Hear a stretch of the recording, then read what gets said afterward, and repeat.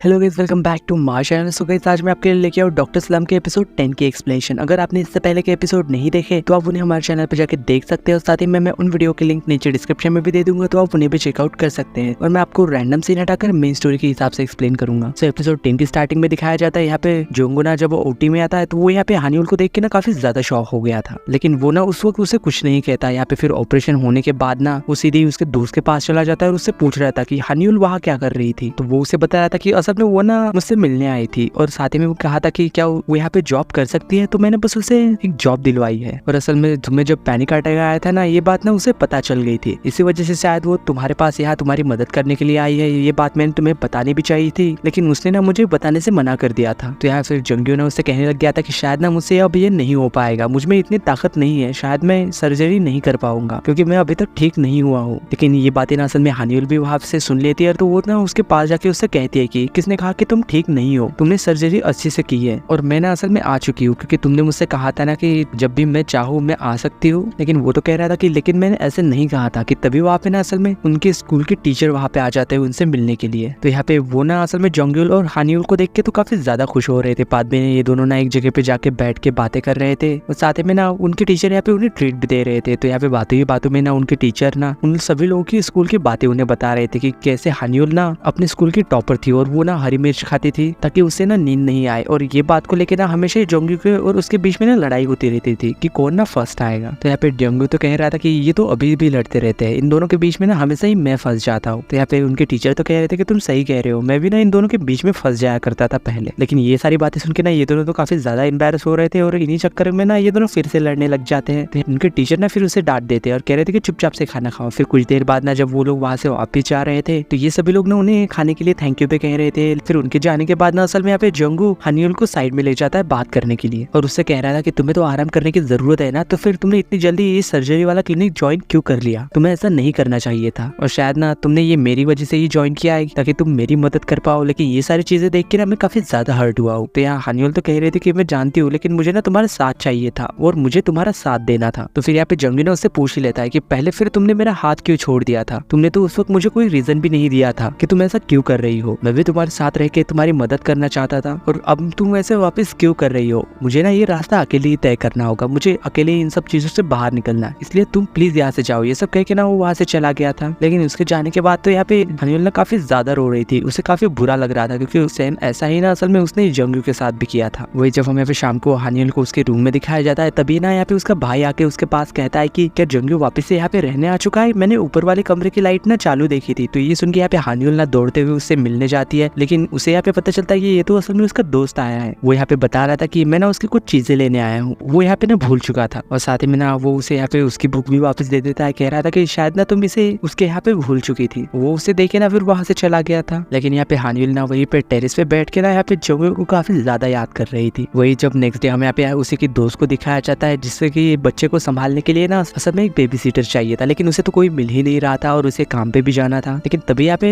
जोंगू आके ना ये सब बातें सुन लेता है और उससे कह रहा था कि मैं बेबी सिटिंग कर सकता हूँ क्योंकि मेरी भी एक बच्ची है और मैंने भी ना उसे अकेले ही पाला है। तो शायद ना वो भी फिर इस बात के लिए मान गई थी। यहाँ पे वो जब उसके बच्चे के साथ अकेला था तो यहाँ पे उसका बेटा ना असल में उसकी तो काफी ज्यादा नकल कर रहा था। लेकिन यहाँ पे एक गेम के अंदर ना असल में जोंगू उसे हरा देता है, तो इस वजह से वो तो गुस्सा हो गया था वो बच्चा और वो ना वापस से अपने मॉम के पास जाने की जिद करता है। लेकिन जैसे तैसे ना वो यहाँ पे उसे रोक ही लेता है। वही इधर यहाँ पे होंगरान भी ना असल में फिर सर्जरी करके वापस जब आ रही थी तो वो यहाँ पे उसके बेटे को और दोयों को साथ में काफी ज्यादा अच्छे से खेलते हुए देखती है और उन्हें देख के ऐसे ना वो भी काफी ज्यादा खुश हो रही थी। लेकिन तभी ना यहाँ पे उसे फिर से एक कॉल आ गया था। वो जब यहाँ पे कॉल आंसर कर रही थी तो ये ना कोंगबिन की शादी की बात चल रही थी। लेकिन तभी यहाँ पे जोंग्यू वहाँ आके ना असल में उसके सारी ही बातें सुन लेता है, इसलिए वो ना फिर उससे पूछता है कि क्या मैं जान सकता हूँ कि उन दोनों के बीच में असल में हुआ क्या था। लेकिन यहाँ पे फिर ना वो उसे बताने लग जाती है कि मैं ना असल में कंफ्यूज हूँ। असल में कोंगबिन की फेयरवेल पार्टी में ना हानिउल ने उसके फेस पे ना बियर फेंक दी थी और साथ ही में ना उसके ऊपर उसकी रिसर्च चुराने का आरोप भी लगाया उसने। लेकिन उल्टा यहाँ पे कोंगबिन ने ही ना पूरे हॉस्पिटल में उसके बारे में ना गलत अफवाह फैला दी कि वो ना असल में झूठ कह रही थी, इसलिए हानिउल ना अब वापस उस हॉस्पिटल में भी नहीं जा सकती। और इधर जब हम यहाँ पे उसी को दिखाया जाता है जो कि यहाँ पे ना पैकिंग कर रहा था क्योंकि वो ना वहाँ से जा रहा था, उसने यहाँ से जॉब छोड़ दी थी। लेकिन तभी यहाँ पे ना जंग्यू वहाँ आ जाता है उससे मिलने के लिए। वो ना यहाँ पे उससे कहता है कि मैं ना तुमसे अकेले में बात करना चाहता हूँ। लेकिन जब वो यहाँ पे अकेले में थे ना तो फिर ना वो यहाँ पे उससे पूछ ही लेता है कि एग्जैक्टली था तुम दोनों के बीच में हुआ क्या था। लेकिन यहाँ पे वो तो असल में उसकी बुराई करने लग गया था, कह रहा था कि क्या तुम सच में उस हानिउल की बातों में आ चुके हो, हम बस एक पोस्ट के लिए लड़ रहे थे और वो ना इन सब चीजों में हार गई और मैं जीत गया। अब वो इन सारी चीजों का ब्लेम ना मुझ पे डाल रही है, वो ना किसी काम की नहीं है, पूरी यूजलेस है और तुम्हें भी ना उसके पास से दूर रहना चाहिए। लेकिन इस बात पे जोंग्यो तो वो गुस्सा आ गया था और वो ना यहाँ पे उसकी पिटाई कर देता है। इन दोनों की यहाँ पे लड़ाई हो जाती है और साथ ही में जोंग्यो की ना थोड़ी चोट लग गई थी। वही इधर नेक्स्ट सीन में हम यहाँ पे हानियोल की फैमिली को दिखाया जाता है जो कि यहाँ पे साथ में मिलकर ना खाना खा रहे थे और साथ ही में ना हानियोल उसकी मॉम को थैंक्स भी कहती है। तो ये बात सुन के उसका भाई तो कहता है कि तुम ना काफी ज्यादा मेच्योर हो चुके हो। तो वो भी कहती है कि हाँ शायद जो भी हमारी हेल्प करता है ना तो हमें उनसे थैंक्स कहना चाहिए। वही फिर बाद में ना वो यहाँ पे फिर से छत पे जाके ना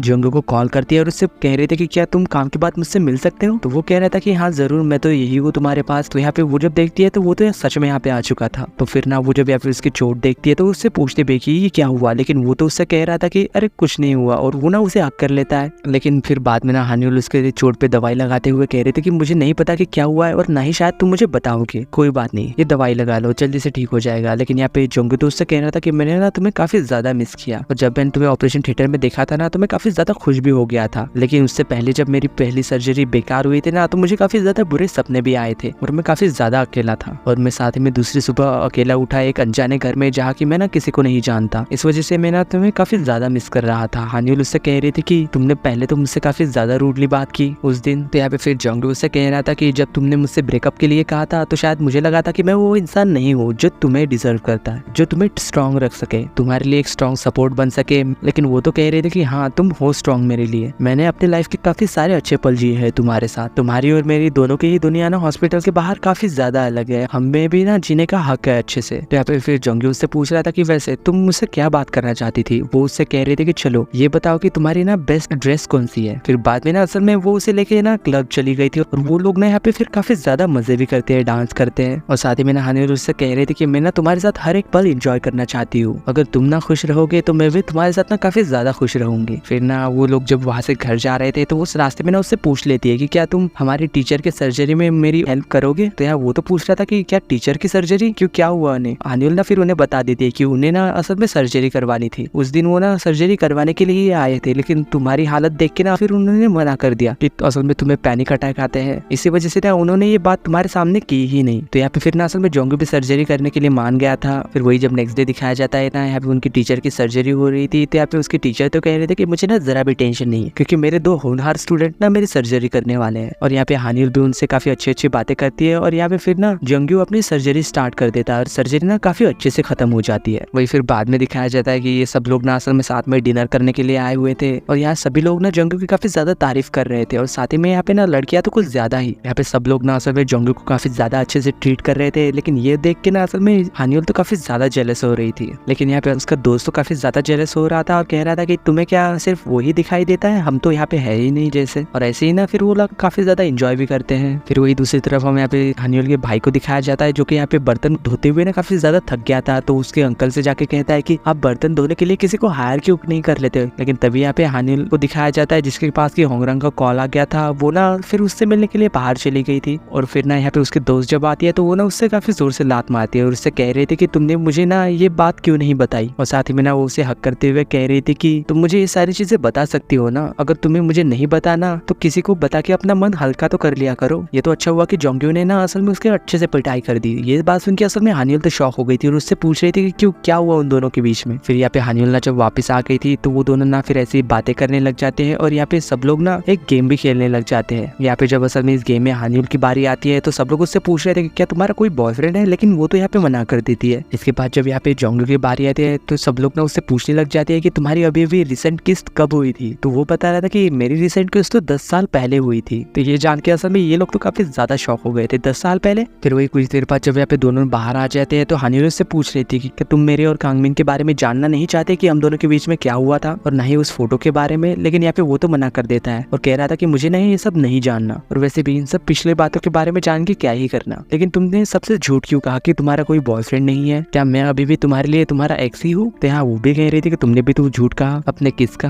तभी हम यहाँ पे जहाँ एक फ्लैशबैक सीन दिखाया जाता है कि जब यहाँ पे जोंग्यो की चोट पे ना असल में हानियोल मलहम लगा रही थी तो उस दौरान ना फिर यहाँ पे उनका किस भी हो गया था। और वही इधर यहाँ पे ये दोनों ना फिर से किस करते हैं और शादी में हक भी कहते हैं और कह रहे थे कि प्रॉमिस करेंगे कि आज से बाद ना हम दोनों एक दूसरे नहीं करेंगे। और इसी सीन के साथ डॉक्टर स्लम के एपिसोड 10 की एंडिंग होती है।